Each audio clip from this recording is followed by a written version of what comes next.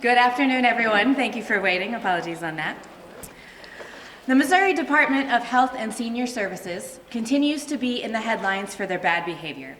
From a terrible rollout of the medical marijuana initiative to tracking women's periods on a spreadsheet, the department continues to overreach into the personal lives of Missourians. Last year, Parsons Department of Health and Senior Services started forcing abortion patients to have medically unnecessary pelvic exams, what many are calling state-sanctioned sexual assault.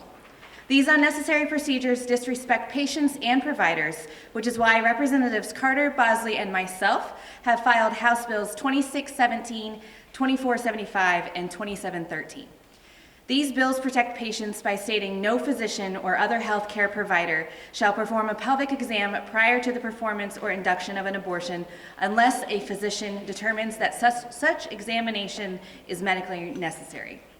If the physician determines a pelvic exam is necessary, then the physician shall ensure that the pelvic exam is performed at the medically appropriate time. I'm going to hand it over to Representative Bosley to discuss her bill for just a second. Good evening, and thank you, Madam Quaig, Representative Quaig, Madam Leader.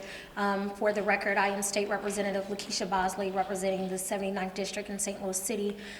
This is an issue that we need to champion to make young girls feel safe when they go to the doctor, to make sure moms feel safe with the doctor, with their daughters, or they feel safe with any medical provider. So just to assure that we are doing our part on the state to protect the integrity and what a doctor's office is supposed to be is imperially important.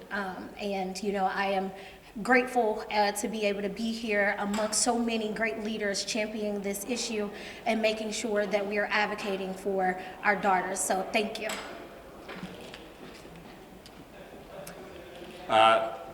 First of all, I'm excited by the outpouring of support for the legislation that myself and my colleagues have filed. Honestly, I haven't talked to a single Missourian who thinks it's a good idea for the government to mandate medical procedures that doctors think is wrong and unnecessary. We have, it seems to me, a unilateral action by a single individual with DHSS who's decided that he knows best and he's going to mandate this for millions of our fellow citizens. And the governor could resolve this issue immediately. He could fix this. It's obviously wrong, it's outrageous, and honestly it's a disgrace that this is the current public policy of the state of Missouri, that we're going to force women to have medically unnecessary pelvic exams. And since they don't seem like they're going to resolve the issue in the governor's office, this legislation, I think, would force the issue to be resolved, and I hope our colleagues across the aisle will join us in supporting this. Thanks. Thank you, and I've invited Planned Parenthood to speak as well on this bill.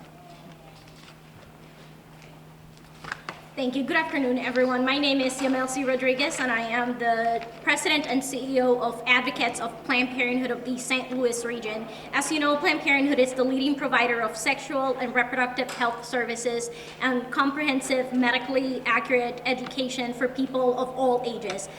We have 8 health centers in Missouri and 1 in Southern Illinois, and we provide a wide range of reproductive and sexual health services, including birth control, cancer screening, STI testing and treatment, abortion care, and so many other services. Over the last 2 decades working for Planned Parenthood, first in Chicago and now in Missouri, I've had the privilege of knowing and seeing firsthand how Planned Parenthood changes people's lives and how our services empower people to take control of their reproductive health, their bodies, and therefore their futures. During my tenure in Missouri, I've watched politicians chip away little by little access to abortion by layering over regulation with the sole purpose of making Missouri the first state in the country to effectively ban abortion, even without having to overturn Roe v. Wade. But perhaps one of the most troubling pieces of news to come out of Missouri was that the Director of Health and Senior Services, Dr. Randall Williams, was forcing doctors of reproductive health services of Planned Parenthood to perform medically unnecessary and inappropriate pelvic exams on patients. I couldn't believe my ears. A physician, an OBGYN, and a leader in state government was forcing doctors to go against their training and medical ethics to enforce a political agenda on the people of Missouri.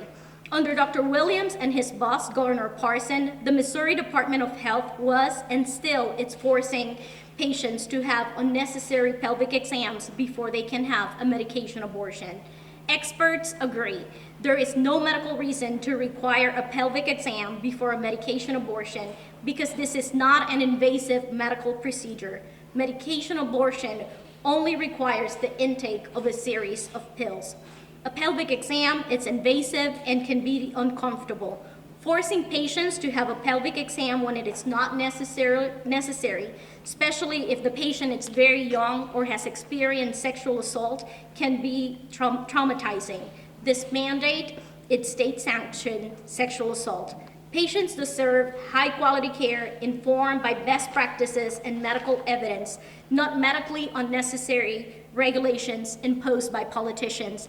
I am very grateful to the leaders who stand here with me today for introducing legislation that will protect future patients and doctors from ever having to go through the traumatizing experience that Dr. William and his boss, Governor Parson, put the patients and staff of reproductive health services through last year.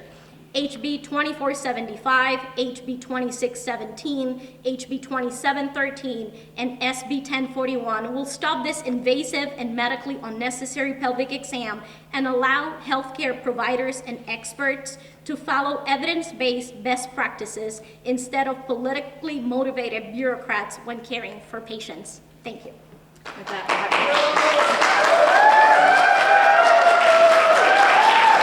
we are happy to take questions.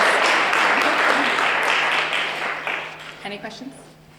It's an election year and both chambers are controlled by Republicans. How likely do you think it is that legislation like this could advance?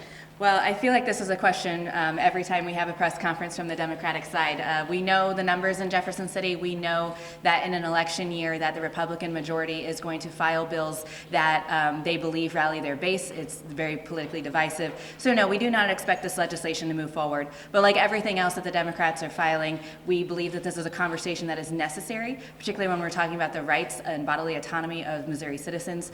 We are going to continue to file legislation such as this and continue to have press conferences to draw attention to the realities of what Missourians are going through. From the planning commission, sorry, can you update us? I can't remember what the status is in the whole situation with the St. Louis Planned Parenthood and the rule behind it. I know that the second pelvic exam was, you don't have to follow that anymore, but can you just update us on what the status is in that whole process? So currently, we are awaiting a decision from the Administrative Hearing Commission on our license, and our affiliate or our affiliates decided to not perform medication abortions in the state of Missouri because we were not going to put our patients through unnecessary, medically inaccurate pelvic examinations and procedures. So right now, if a patient in Missouri is seeking abortion care, they are subjected to a pelvic exam 72 hours before the procedure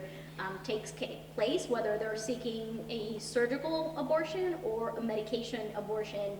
And that's particularly troubling because we know that there is no medical necessity for a pelvic exam when a patient is not having any invasive procedures done. Thank you.